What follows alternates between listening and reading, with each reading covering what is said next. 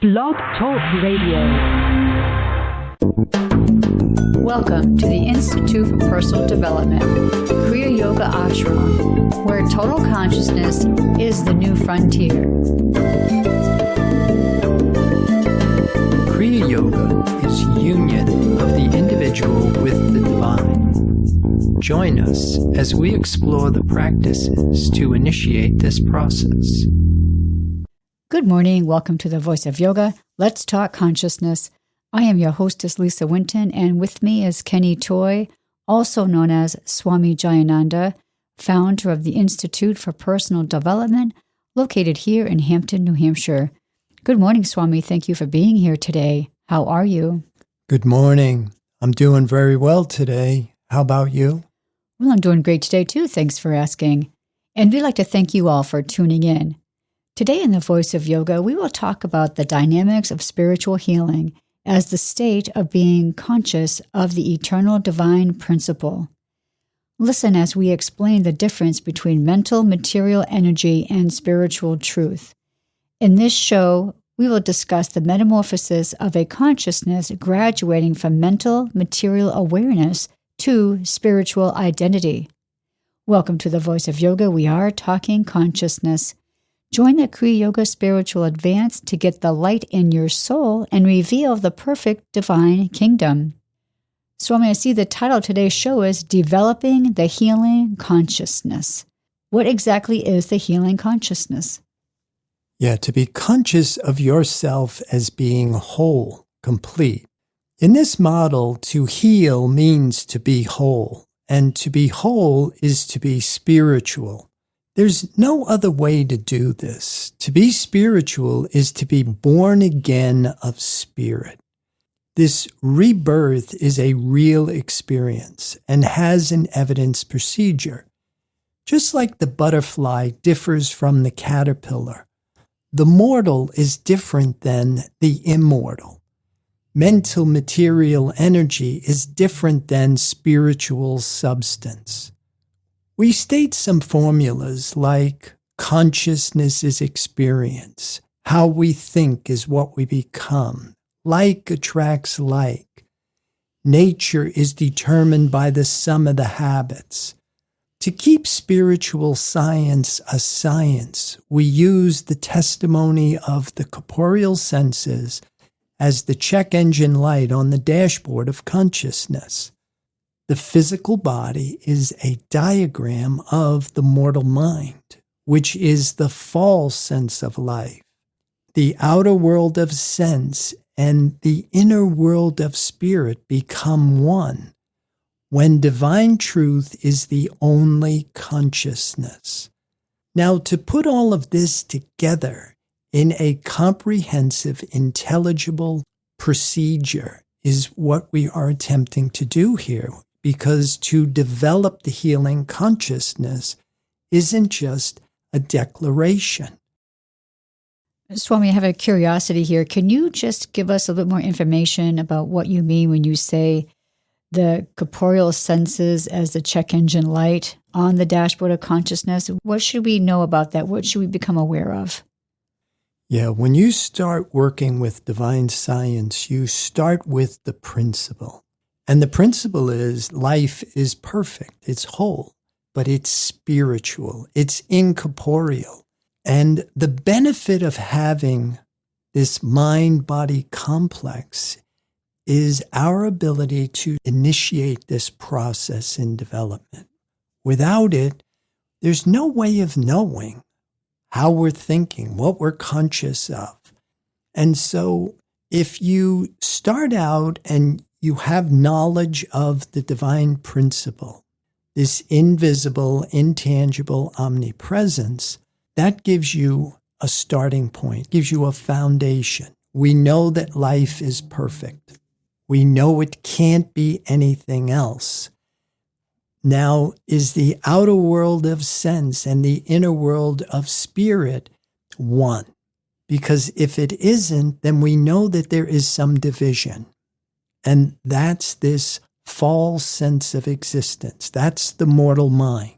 And we have to come out of the belief in this false sense of existence and at the same time acknowledge the truth. Life is perfect. It's not an easy catch because we have the physical body, sure. So if we feel pain, discomfort, instability, lack, limitation, that feels real to us. But what we don't know is that it's not backed by the divine principle. And so for us to be able to get the benefit of knowing this divine truth, like the Bible says, know the truth and it makes you free, we have to understand sickness, disease, lack, limitation is a mental concept. It is made by a mind God knows nothing about. And so once you start to practice this and you start to see that spirit is a demonstrable principle, it's a law, but we must be conscious of it in order to activate it in our experiences. So then you were saying that the physical body is a diagram of the mortal mind. And then you went on to say, which is also the false sense of life. So how does that play out? Yeah, one thing you start with is understanding all the good, beautiful, and true attributes belong to the divine. Now, what we're looking at with our corporeal senses, we see what isn't there. We see the mental material concept. It is world thought being broadcast, received, and then accepted as my reality. Well, that's what the Bible calls living in sin. You're in the wrong self. You have accepted the unreal and you believe it to be real. So in order for us to graduate from this hypnotic state driven by a belief in two powers, we need a principle. And so to become conscious of the divine truth, we need a practice. It's not just going to happen by itself. We have to initiate this process. We explain it now as stopping thinking, start knowing. This mind that we're using to get us through this lifetime, being individualized by the world mind, can never bring forth the divine image. And yet, the only thing that is here is the divine image.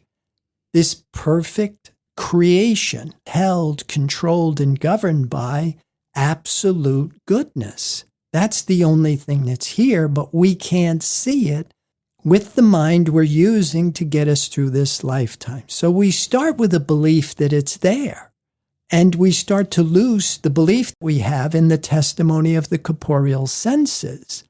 Then this belief in the truth, life is perfect, graduates into faith, where faith now enables us to demonstrate, to influence what is appearing in the corporeal senses.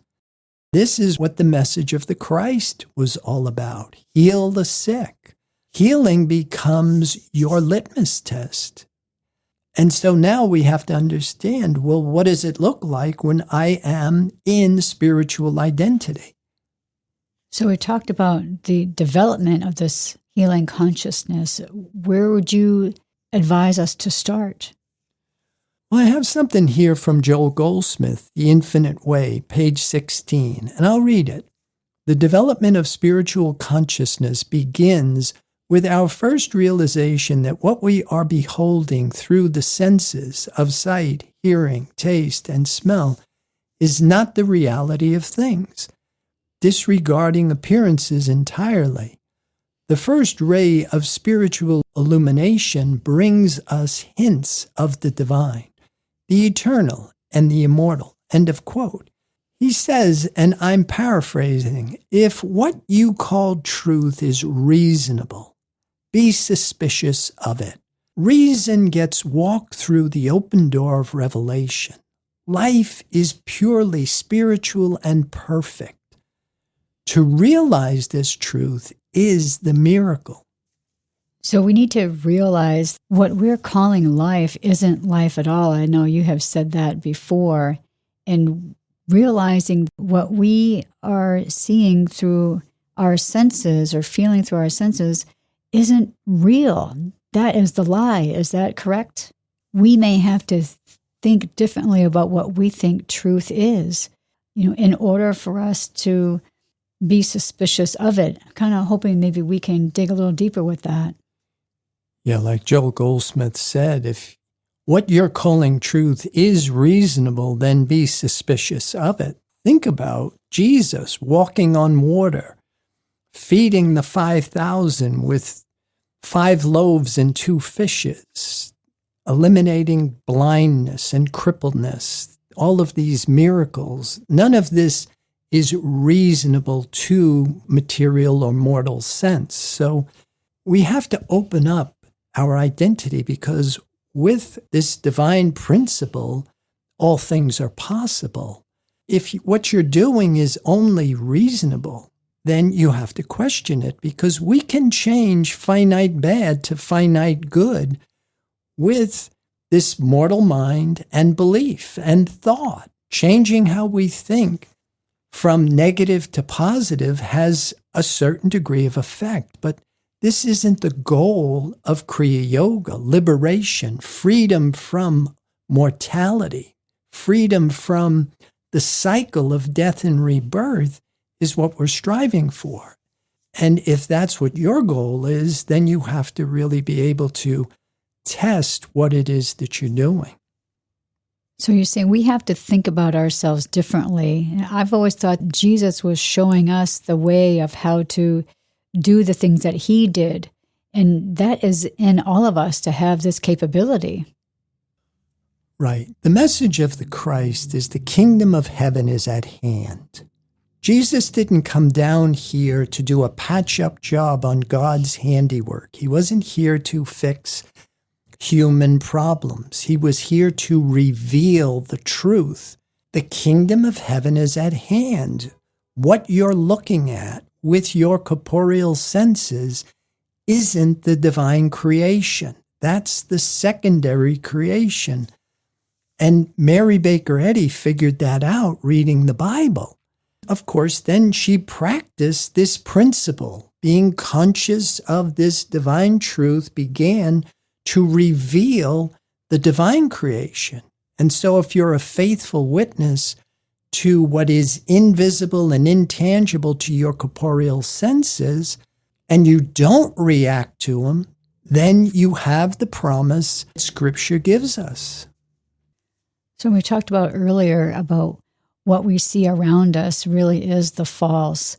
So that has to do with our mental material concept of what's going on around us. Let's talk more about that. Yeah, the entire mental material concept is a hologram, a hypnotic belief. Everything experienced is a mental creation of a mind that operates on contrast, a divided consciousness, being broadcast from a world mind driven by a belief in 2 powers. The process of reacting to duality in the mental material world of energy is called thinking. We form thoughts and opinions based on the information coming through the material senses, and we make judgments based on conditioned responses and habits. As long as we continue to draw from duality, we produce duality. When duality is believed to be reality, we perpetuate the cycle of death and rebirth. This is starting with what's visible and tangible, and then moving into what's invisible but tangible. So you've got matter and mind here. And now what we want to start to understand is this isn't real. The only thing that is real is the invisible, intangible omnipresence, and that's perfect. But we, in our natural state of accepting mortality, don't have the equipment to perceive the divine creation. And that becomes the next step. We're going to pause right here to hear a word from our sponsor. Listeners, we'll be back with you in just a few moments. Kriya Yoga Theory 1. Human Development and the 8 Essential Stages of Kriya Yoga. This program is a comprehensive course that will help you get your arms around the science of Kriya Yoga. It provides a clear understanding of the goals and objectives behind yoga, along with the physics of spirituality.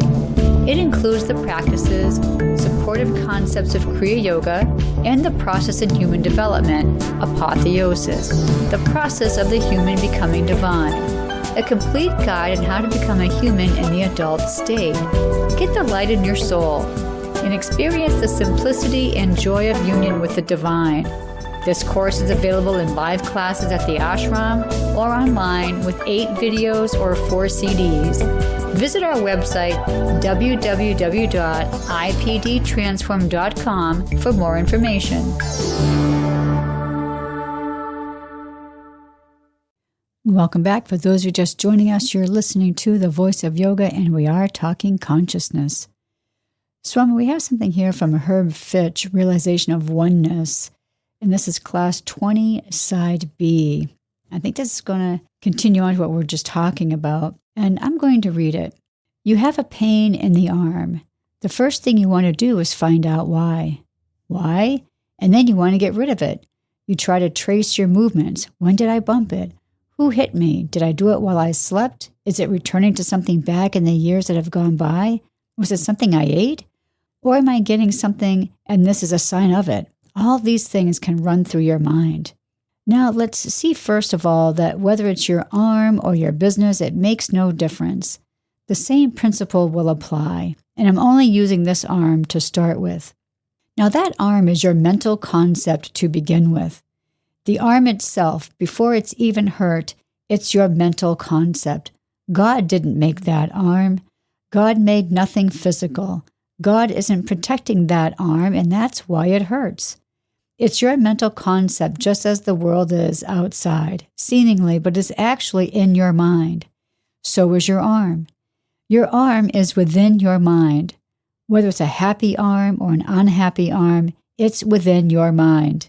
If it's broken in your mind. If it's cold in your mind.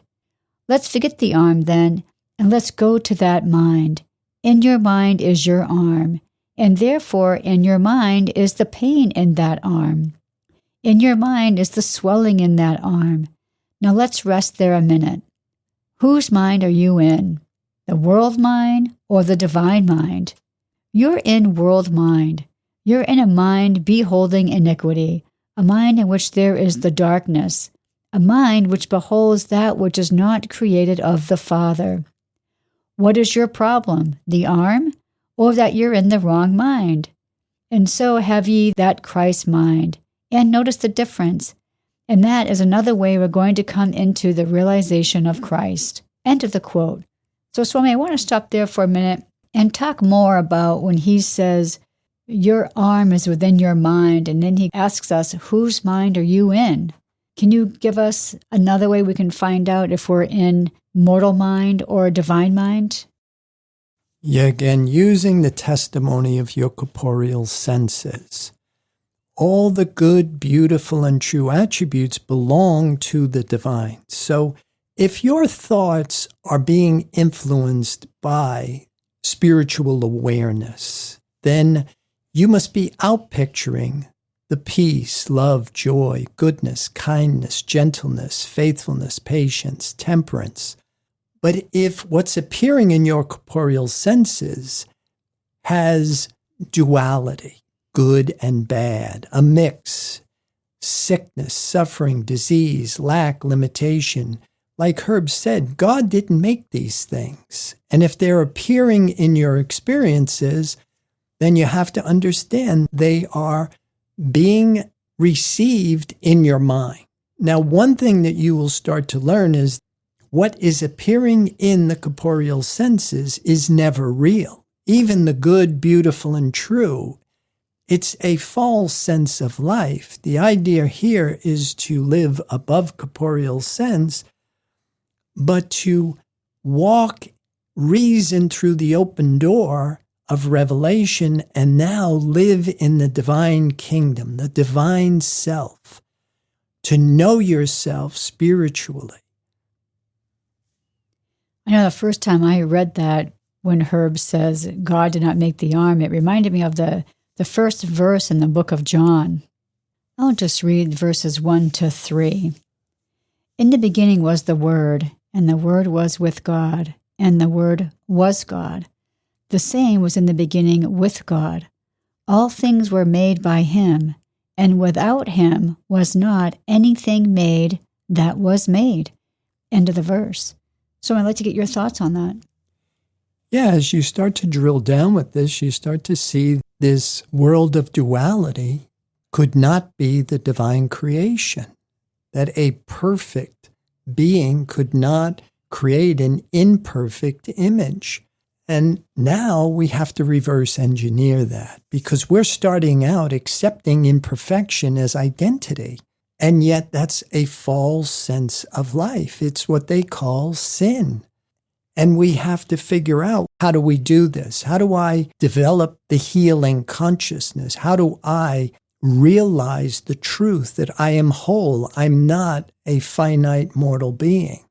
And where we start with this is this idea of controlling how we think. By controlling thought, which is creating the false sense of life, the veil, preventing us from seeing the truth, and then eventually mastering the mind-body complex, we walk reason through the open door of revelation. So I'm going to continue reading from that Herb Fitch. We'll do it now so you see what I mean. The mind that you are in normally as a human being is capable of beholding a healthy or unhealthy arm. That is the wrong mind because it is not the divine mind. In him is no darkness. The divine mind is too pure to behold darkness. Therefore, you're in a mind that is not a mind at all, and that is your real problem. But you are the Christ, and the mind of the Christ is the Christ mind. It must be present. It is present where Christ is. Christ is in the kingdom of God where you are. All you've got to do now is be still in that mind and rest in the awareness that the mind of the Father, which is the Christ mind, is right here now. Forget the physical completely. Rest in the Christ mind, in the mind of God. It is present. Just acknowledge and rest in it. And as you rest in it, knowingly, you'll discover that it is invisibly manifesting that which you have distorted in your mind to be an arm that hurts. But it invisibly is manifesting a perfect original image within its own mind from which you are making a distorted image called a painful arm. Release your mind into the Christ mind and rest, knowing its perfect image is present in the Christ mind here and now. And I haven't the slightest doubt that whether or not you experience something within 5 minutes or 10 or not, that ultimately you will discover this simple exercise is one of the most beneficial you can know. Release the body and rest in the mind which is taking the divine self into divine image. And just rest there knowing it is perfect, out of your sense mind. And you will find that the divine mind will quicken you, lighten the weight of your so-called form, lift you up and release you from the concept of body, of arm, of pain, of unhealthiness. In fact, the divine mind is the only mind present, and every time you are aware of this and rest in it with just that in mind, divine mind alone is here. It is manifesting invisibly as perfection. It is sustaining you. It is omnipotent. The divine mind is omnipotent now. I can rest in it with confidence. I believe in the divine mind. I have faith. I need no knowledge of anything other than the divine mind's presence and know that it is outpicturing its own perfection where I stand.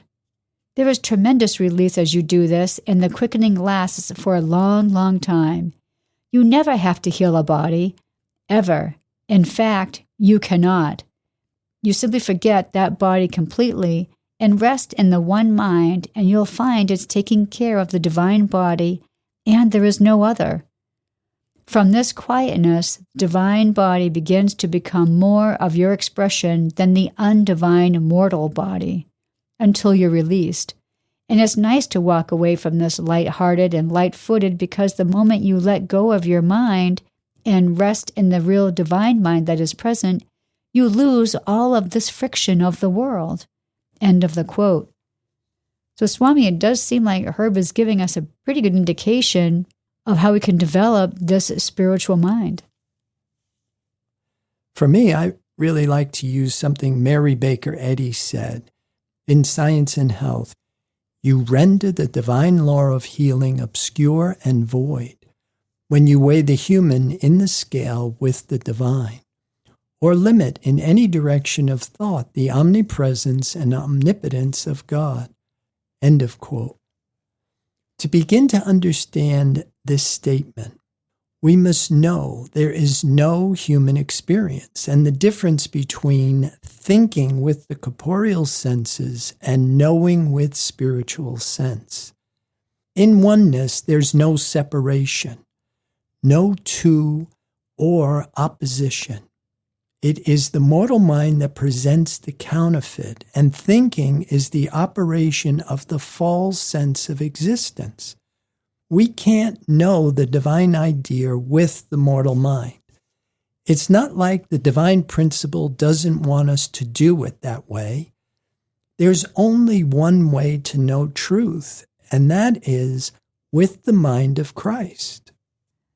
To continue with the Herb Fitch realization of oneness, just don't get hung up with bodies, with arms and legs and backs. Remember, the divine body is the only body present, and you can only know it, experience it through the divine mind, which is not your human mind.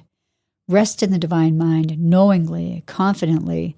It's quite a luxury, and it can be a total release. See, there's no you to do any thinking. There's no you to have any responsibility about the body at this point. Your Father knoweth.